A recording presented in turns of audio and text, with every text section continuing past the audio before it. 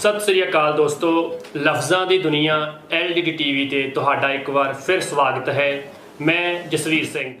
अज असी अखबार दे संपादक नूं पत्र किवें लिखीए उहदियां एग्जाम्पलां सहित विचार चर्चा करांगे। अखबार क्योंकि साडी जिंदगी दी रोज़मर्रा दी जिंदगी जो है उहदा एक अहम हिस्सा बन चुकी है। अखबार की अहमियत वो लोग जानते हैं जिन्हों ने अपडेट रहना हुंदा GK संबंधी, जिन्हां दा इंटरस्ट समाज नाल हुंदा, जिन्हां काम ते रोज़गार नाल बारे चेतनता चाहिदी हुंदी आ। अखबारां बहुत सारियां ने, पंजाबी दे विच भी, अंग्रेज़ी, हिंदी, उर्दू, फारसी, हर भाषा दियां आपो अपनियां अखबारां जिहड़ियां ने वो छपदियां ने। असीं जे मान लो कि एक पाठक हाँ अखबार दे, किसी भी अखबार दे हो सकते हो, तुसीं अजीत अखबार दे हो सकते हो, पंजाबी ट्रिब्यून दे हो सकते हो, या किसी होर दे भी हो सकते हो। उस अखबार नूं पढ़न वाला एक पाठक जो अपनी राय दिंदा आ, जो अपने सुझाव दिंदा आ, जां जो अपनी ज़रूरत समझदा कि इस विषय ते लिख के मैं अखबार नूं भेजां, उन्हां पत्रां बारे अज असीं विचार कर। पहला नुकता यह है कि जो अखबार के संपादक नूं पत्र लिखिया जाता वो उस अखबार का पाठक लिखदा। दूसरी गल कि उस पत्र दे विच लेखक वल्लों जां पाठक लेखक वल्लों अपनी रुचि नूं मुख रख के भी पत्र लिखिया जा सकदा, अपनी सोच नूं साझा करन वास्ते भी पत्र लिखिया जा सकदा, जां फिर उहनूं ये लगदा होवे कि ये समाज विच जरूरी जिहड़ी नुकता पेश करने की जरूरत आ, वो कोई जरूरी ढुकमा जिहा नुकता लैके उस संबंधी भी अखबार के संपादक नूं पत्र लिख सकदा। इहदे विच जिहड़ा पत्र छपदा है अखबार विच, उहदी एक सब तो वड्डी खासियत ये हुंदी आ कि वह दलील युक्त होवे, मतलब उहदे विच खास कुछ होवे, विशेष भी होवे ते उहनूं छपण दे योग्यता भी दिंदा होवे। दूसरी गल कि वह ढुकमा होवे, विषय नूं रिप्रजेंट कर रहा होवे, विषा भी जिहड़ा आ वो अज दे समय दे अनुसार होवे, उहदी अहमियत होवे।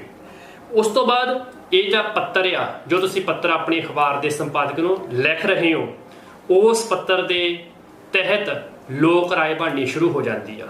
तुसीं अपनी सलाह दित्ती, बहुत सारे लोगों ने तुहाडी सलाह नूं जदों अखबार में छप गया पत्र पढ़िया, तो वो लोग तुहाडे नाल अपनी राय साझी करते हैं। वो राय जिहड़ी आ उहदे अनुसार ही बहुत सारियां सरकारी गैर सरकारी नीतियां जिहड़ियां ने वो अक्सर बन जांदियां ने। तुसीं कोई मुद्दा चक सकते हो, उहदे उत्ते अपना पत्र भेज सकते हो, तो बहुत जल्द कोई ऑफिसर उन्होंने वेख के किसी मुद्दे के उत्ते सुझाव भी दे सकदा ते उस समस्या का हल भी हो सकदा। हुण आपां पत्र किवें लिखना आ, इहदे बारे नाल ही देख लीए।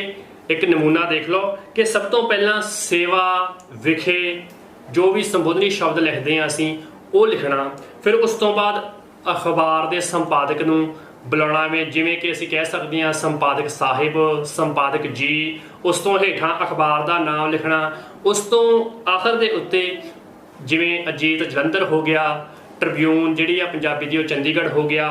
इस तरह अखबार का छपन जिहड़ा स्थान आ उहदा जिक्र करना। उस तो अगे असीं विशा लिखना। विषय की बड़ी अहमियत हुंदी आ, क्योंकि किहड़ी गल असीं कहनी आ वो डायरैक्ट इत्थे विषय के रूप में दे देनी हुंदी आ। उस तो अगे असीं संबोधनी शब्द श्रीमान जी, श्रीमती जी, जो भी संपादक होवे, तुहानूं पता हुंदा उपर अखबार ते लिखिया जांदा कि इस अखबार के संपादक दा नाम ये आ, उहदे अकॉर्डिंग श्रीमान जी तुसीं ला सकते हो।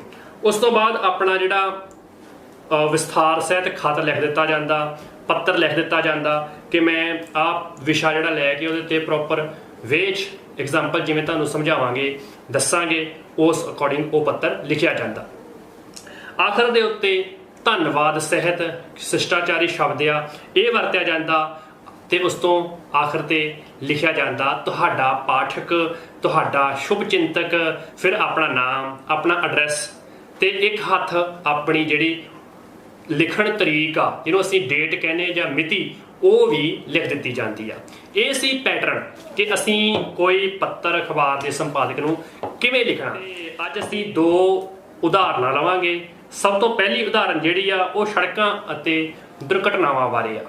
ਮੰਨ ਲਓ ਕਿ ਤੁਸੀਂ ਚੜ੍ਹਦੀ ਕਲਾ ਜਿਹੜੇ ਅਖਬਾਰ ਆ ਉਹਦੇ ਪਾਠਕ ਹੋ, ਤੁਸੀਂ ਕਹੋਗੇ ਕਿ ਸੇਵਾ ਵਿਖੇ ਸੰਪਾਦਕ ਸਾਹਿਬ ਰੋਜ਼ਾਨਾ ਚੜ੍ਹਦੀ ਕਲਾ ਪਟਿਆਲਾ ਨੋਟ ਕਰਨ ਦੀ ਜ਼ਰੂਰਤ ਆ ਕਿ ਸੇਵਾ ਵਿਖੇ ਤੋਂ ਬਾਅਦ ਕੌਮਾ ਨਹੀਂ ਆਉਣਾ, ਸੰਪਾਦਕ ਜੀ ਤੋਂ ਬਾਅਦ ਕੌਮਾ ਆਊਗਾ। ਰੋਜ਼ਾਨਾ ਚੜ੍ਹਦੀ ਕਲਾ ਕੌਮਾ ਪਟਿਆਲਾ ਤੋਂ ਬਾਅਦ ਡੰਡੀ ਲੱਗਦੀ। ਉਸ ਤੋਂ ਅੱਗੇ ਅਸੀਂ ਵਿਸ਼ਾ ਲਿਖਾਂਗੇ ਸੜਕਾਂ ਅਤੇ ਦੁਰਘਟਨਾਵਾਂ ਬਾਰੇ। ਫਿਰ ਅਸੀਂ ਸੰਬੋਧਨੀ ਸ਼ਬਦ ਸਿਸ਼ਟਾਚਾਰ ਦੇ ਅਕੋਰਡਿੰਗ ਸ਼੍ਰੀਮਾਨ ਜੀ ਲਾਵਾਂਗੇ। ਸ਼੍ਰੀਮਾਨ ਜੀ ਤੋਂ ਬਾਅਦ ਅਸੀਂ ਆਪਣਾ ਖੱਤ ਜਿਹੜਾ ਆ ਪੱਤਰ ਜਿਹੜਾ ਉਹ ਸ਼ੁਰੂ ਕਰ ਰਹੇ ਹਾਂ ਕਿ ਅਜੋਕੇ ਦੌਰ ਵਿੱਚ ਜਿਹੜੀਆਂ ਸੜਕ ਦੇ ਉੱਤੇ ਦੁਰਘਟਨਾਵਾਂ ਅਕਸਰ ਸੁਣਨ ਨੂੰ ਮਿਲਦੀਆਂ ਨੇ। ਇਹਨਾਂ ਦੁਰਘਟਨਾਵਾਂ ਦੇ ਕਾਰਨ ਬਹੁਤ ਸਾਰੇ ਹੋ ਸਕਦੇ ਨੇ। ਅੱਜ ਮੈਂ ਇੱਕ ਐਸੇ ਨੁਕਤੇ ਬਾਰੇ ਗੱਲ ਕਰਨਾ ਚਾਹੁੰਦਾ ਹਾਂ ਜਾਂ ਚਾਹੁੰਦੀ ਹਾਂ ਜਿਸ ਬਾਰੇ ਅਕਸਰ ਵੇਖਿਆ ਤਾਂ ਜਾਂਦਾ, ਲਿਖਿਆ ਨਹੀਂ ਜਾਂਦਾ। ਜਿਵੇਂ ਮੈਂ ਨਕੋਦਰ ਤੋਂ ਮਲਸੀਆਂ ਰੋਡ ਤੇ ਜਾ ਰਿਹਾ ਸੀ, ਤੁਸੀਂ ਕਿਤੇ ਵੀ ਜਾ ਸਕਦੇ ਹੋ, ਤੁਸੀਂ ਆਪਣੇ ਅਕੋਰਡਿੰਗ ਲਿਖ ਸਕਦੇ ਹੋ। ਮੈਂ ਨਕੋਦਰ ਤੋਂ ਮਲਸੀਆਂ ਰੋਡ ਤੇ ਜਾ ਰਿਹਾ ਸੀ, ਅਚਾਨਕ ਮੇਰੇ ਪਿੱਛੇ ਕਾਫੀ ਸਾਰੇ ਹੌਰਨਾਂ ਦੀਆਂ ਪੌਂ ਪੌਂ ਟੀ ਟੀ ਦੀਆਂ ਆਵਾਜ਼ਾਂ ਜਿਹੜੀਆਂ ਨੇ ਉਹ ਸੁਣਾਈ ਦੇਣ ਲੱਗ ਪਈਆਂ।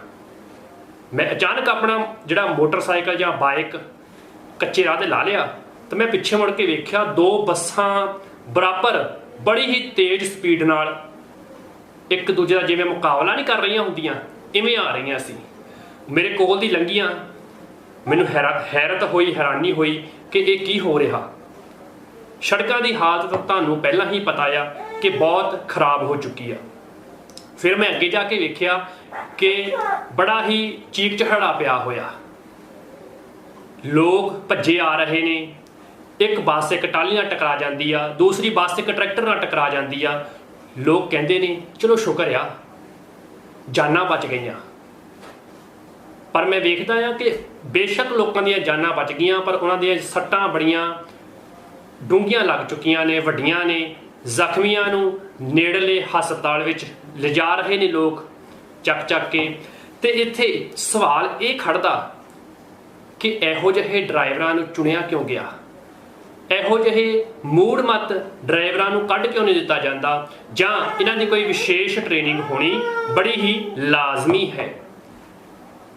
ਤੇ ਮੈਂ ਇਹ ਗੱਲ ਵੀ ਕਹਿਣੀ ਚਾਹਾਂਗਾ ਕਿ ਜਦੋਂ ਡਰਾਈਵਰਾਂ ਦੀ ਟ੍ਰੇਨਿੰਗ ਕਰਵਾਈ ਜਾਂਦੀ ਆ ਉਹਨਾਂ ਦੀ ਮਾਨਸਿਕਤਾ ਨੂੰ ਬੜੇ ਸੁਚੱਜੇ ਢੰਗ ਨਾਲ ਸੁਧਾਰਨ ਦੀ ਜ਼ਰੂਰਤ ਆ। ਉਹਨਾਂ ਨੂੰ ਇਹ ਗਿਆਨ ਦੇਣ ਦੀ ਜ਼ਰੂਰਤ ਆ ਕਿ ਤੁਸੀਂ ਡਰਾਈਵਰ ਹੋ, ਤੁਸੀਂ ਕੰਪੀਟੀਸ਼ਨ ਨਹੀਂ ਲੜ ਜਾ ਰਹੇ। ਇਹੋ ਜਿਹੀਆਂ ਗੱਲਾਂ ਜਿਹੜੀਆਂ ਨੇ ਤੁਸੀਂ ਆਪਣੇ ਖੱਤ ਵਿੱਚ ਪਾ ਸਕਦੇ ਹੋ। ਖੱਤ ਵਿੱਚ ਪਾਉਣ ਤੋਂ ਬਾਅਦ, ਇਸ ਪੱਤਰ ਵਿੱਚ ਪਾਉਣ ਤੋਂ ਬਾਅਦ ਧੰਨਵਾਦ ਸਹਿਤ ਲਿਖਣਾ, ਫਿਰ ਆਪਣਾ ਤੁਹਾਡਾ ਪਾਠਕ ਲਿਖਣ ਤੋਂ ਬਾਅਦ ਨਾਮ ਲਿਖ ਦੇਣਾ, ਫਿਰ ਆਪਣਾ ਐਡਰੈਸ ਲਿਖ ਦੇਣਾ, ਇੱਕ ਪਾਸੇ ਮਿਤੀ ਪਾ ਦੇਣੀ, ਡੇਟ ਪਾ ਦੇਣੀ ਵੀ ਜਿਸ ਦਿਨ ਤੁਸੀਂ ਇਹ ਖੱਤ ਲਿਖ ਰਹੇ ਹੋ।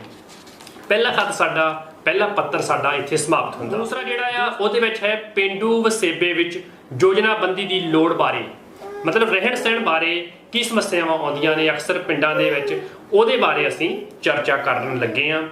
ਪਹਿਲਾ ਹੈਗਾ ਵੀ ਇਸ ਪੱਤਰ ਨੂੰ ਸ਼ੁਰੂਆਤ ਉਵੇਂ ਹੀ ਕਰਨੀ ਜਿਵੇਂ ਪਹਿਲੇ ਦੀ ਕੀਤੀ ਸੀ।